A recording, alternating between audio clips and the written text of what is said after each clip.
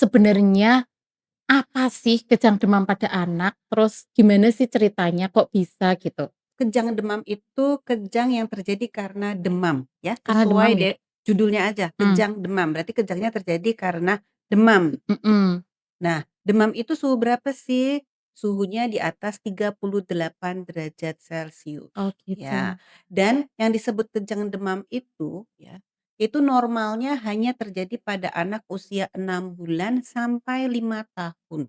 Oh Jadi gitu. kalau, masih dalam range umur segitu, dia terjadi kejang demam, itu masih hal yang wajar, Wajar ya ya. dok ya? Tapi kalau di bawah 6 bulan atau di atas 5 tahun, itu harus diperiksa betul-betul itu penyebabnya karena apa, Oh ya. gitu. Dan yang lebih penting lagi, kejang demam itu terjadinya bukan karena proses yang berada di dalam kepala, ya. Jadi Mmm, dia bukan termasuk infeksi otak.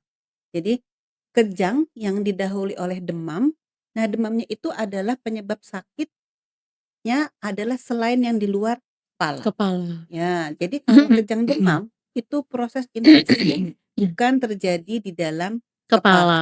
Oke Ya, oke. jadi kalau misalnya makanya harus dicek, eee, kejangnya kan karena demam. Nah, Iya karena demamnya demam. karena infeksi apa? Bisa karena infeksi paru-paru, Mmm, bisa karena infeksi saluran cerna, cerna ya, paling gitu. sering penyebabnya karena infeksi ya, karena demam itu Infeksi salah satu tanda dari infeksi. infeksi. Mommy di rumah juga pengen tahu nih Dok, caranya gimana sih? Bisa nggak sih nggak kejang gitu? Dihindari bisa nggak sih gitu? Iya memang ada apa, infeksi tadi yang disampaikan, tapi bisa nggak sampai kejang gitu loh Dok maksudnya?